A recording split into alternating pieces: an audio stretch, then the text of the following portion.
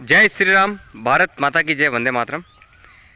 ये बारिश आने वाली है और ऐसा लग रहा है कि अभी आ ही जाएगी। इससे पहले कि हमारी वानर सेना लग चुकी है और ये जो खाकला है इसको ढकने के लिए हमारे पास पर्याप्त साधन तो नहीं है, परंतु हम कोशिश करेंगे कि जितना भी है, जो भी है, एकत्र रूप से इसको इकट्ठा करके आराम से, गीला ना हो, खराब ना हो, उसके अनुसार इसको ढक दिया जाएगा। एक बार तो ये भीग चुका है, पर प्रभु दया से, गौ माता की कृपा से बड़ा ही आनंदित विषय ये रहा है कि ऊपर की 1 इंच की लेयर ही भीगी है, इससे ज़्यादा नहीं भीगी है। तो हमने ये प्रयास किया और उस लेयर को हटा के, और कुछ इसके अंदर रह भी चुकी है गीला, तो जो भी होगा देखा जाएगा। ये हमारी वानर सेना है। ये आप देखिए कैसे वानर सेना अपने हाथों से, इसको बोलते हैं बॉस, काम करना। ज्ञान देना तो बहुत ही सरल और स्वाभाविक चीज़ है। इंसान बैठे बैठे अपने दोनों होठों को हिलाकर, जीभ को बीच में रखकर आराम से मीठी वाणी से हमें बोल सकता है कि जेसीबी लेके आ जाओ, वो फलाने का बुलडोज़र लेके आ जाओ, वो ऐसा कर लो, वो ऐसा कर लो। पर यहाँ आकर काम करना उतना ही डिफ़िकल्ट विषय है जिसको हम बता नहीं सकते आपको। ज्ञान देना बड़ी सरल और आनुवंशिक चीज़ है जो अपने पुरखों से हमें मिलती है और हम आराम से ज्ञान दे देते बैठे बैठे। पर ज्ञान तभी देना चाहिए कि जब हम कुछ कर सकते हैं या हमारे हाथों से कुछ हो सकता है।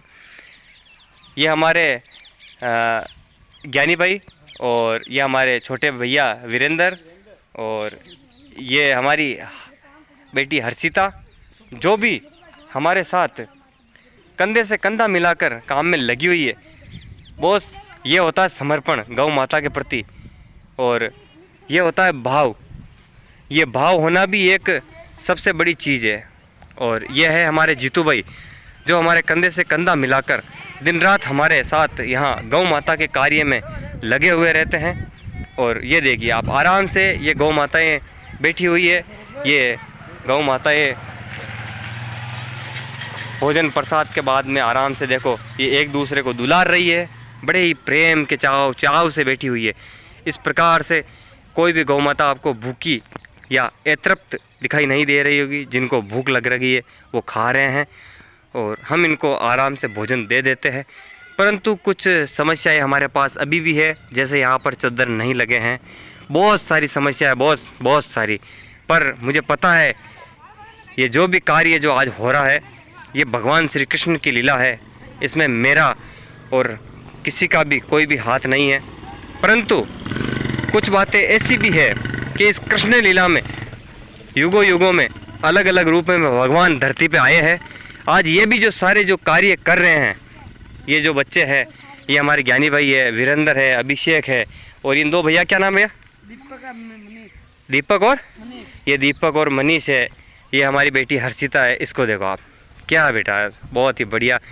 देखो, मतलब राम सेतु बनाने में जिस प्रकार से गिलेरी ने भी अपने मुंह से कुछ दाने राम सेतु पर डाले थे मिट्टी के, तो वहाँ खड़े कुछ राम भक्तों ने ही उससे पूछ लिया कि गिलेरी, तेरे राम सेतु पर कुछ डालने से क्या राम सेतु बन जाएगा?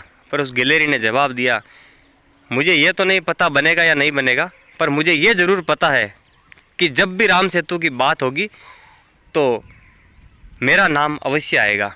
इसी प्रकार से ये हमारे जीतू भाई, जो हमारे साथ कंधे से कंधा मिलाकर खड़े होते हैं, ये बॉस, ये भावना की बातें हैं, ये किसी को बताई नहीं जाती है। पर हम इस वीडियो के माध्यम से आपको इसलिए बता रहे हैं क्योंकि आप केवल वीडियो देखकर इसको साझा कर दोगे तो भी ये बड़ी बात होगी, हमारे लिए गर्व की बात होगी कि आप एक वीडियो हमारा साझा कर देंगे या इस वीडियो को आप पूरा देख लेंगे। इसमें भी गौ सेवा होगी। जितना ये लोग काम करके गौ सेवा में भागीदार हैं, उतना अगर आप वीडियो देखकर वीडियो को शेयर कर देंगे और अनेक रूपों में भेज देंगे तो भी इतनी ही गौ सेवा होगी जितनी कि आप देखकर कर रहे हैं। तो आपसे निवेदन भी रहेगा कि गौ सेवा में सहयोग करो, इंतज़ार मत करो बुलाने का।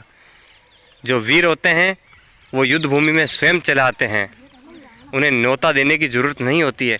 तो अपनी वीरता का प्रमाण दो। हम भी किसान के बेटे हैं, हमें किसी कार्य को करने में असमर्थता नहीं लगनी चाहिए। जब भी आदमी को बुलाने के लिए जाते हैं तो आदमी नहीं मिलते हैं। ये बड़ी विकट समस्या है। आप इस समस्या का समाधान निकालिए, अन्यथा एक दिन ऐसा आएगा कि स्थिति बहुत भयानक होगी।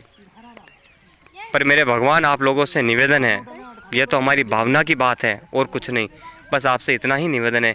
जय सिया राम।